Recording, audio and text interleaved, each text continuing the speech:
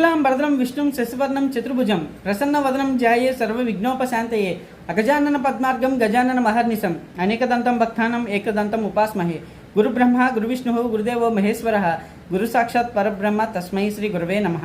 హరి ఓం.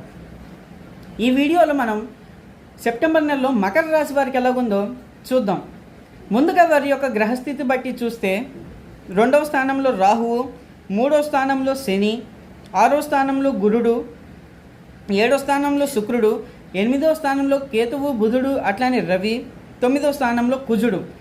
వీరిలా ఉండటం వలన ఒక రకంగా ఈ మకర రాశి వారికి కొంచెం బాగోదనే చెప్పచ్చు. ఈ నెల కొంచెం జాగ్రత్తగా ఉంటే సరిపోతుందండి.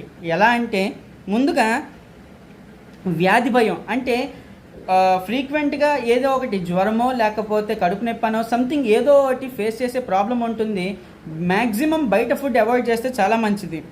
అట్లానే కలత్ర విరోధం, అంటే మీ యొక్క జీవిత భాగస్వామితో గొడవలు పడే ఛాన్సెస్ కూడా ఎక్కువ ఉంటాయండి. కొంచెం జాగ్రత్తగా మాట్లాడి, లేదంటే ఏదైనా ప్రాబ్లం వస్తే కొంచెం స్లోగా మాట్లాడుకోవడం వల్ల చాలా మంచిదండి.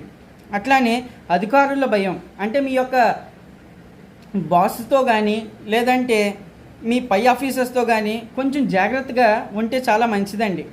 అట్లానే మీకు ఈ నెలలో కొంచెం ఎక్స్పెన్సెస్ కూడా ఎక్కువ ఉంటాయండి. అంటే చూసి మీరు ఖర్చు పెట్టాల్సిన పరిస్థితి అయితే చాలా ఉంటుంది. సో ఈ రకంగా ఒక రకంగా చెప్పాలంటే కొంచెం జాగ్రత్తగా మెయింటైన్ చేస్తే సరిపోతుంది. అట్లానే మీ ఫ్రెండ్స్తో కూడా గొడవలు అయ్యే ఛాన్సెస్ కూడా ఉంటాయండి. సో మీ ఏమైనా రెమెడీస్ ఉన్నాయా అంటే రోజు సూర్య భగవానుడిని పొద్దునే లేచి ఆరాధించడం చాలా మంచిది. అట్లానే విష్ణుమూర్తికి తులసి దళంతో సమర్పణ చేయడం కూడా చాలా మంచిదండి. అట్లానే ఆంజనేయ స్వామికి అర్చన చేయించడం కూడా మీకు మంచి ఫలితాలు దారితీస్తుందని చెప్పచ్చు. సో దానికోసమని ఓం హ్రీం గృణి సూర్య ఆదిత్య ఓం అని సూర్యుడిని, ఓం నమో భగవతే వాసుదేవాయ అని విష్ణుమూర్తిని, అట్లనే ఓం నమో భగవతే వాయునందనాయ అని ఆంజనేయ స్వామిని కొలిస్తే చక్కటి ఫలితం ఉంటుందండి. సో కాబట్టి నేను చెప్పిన రెమెడీస్ని ఫాలో అవుతూ ఈ సెప్టెంబర్ నెలని కొంచెం కూల్గా బ్యాలెన్స్గా మెయింటైన్ చేయండి.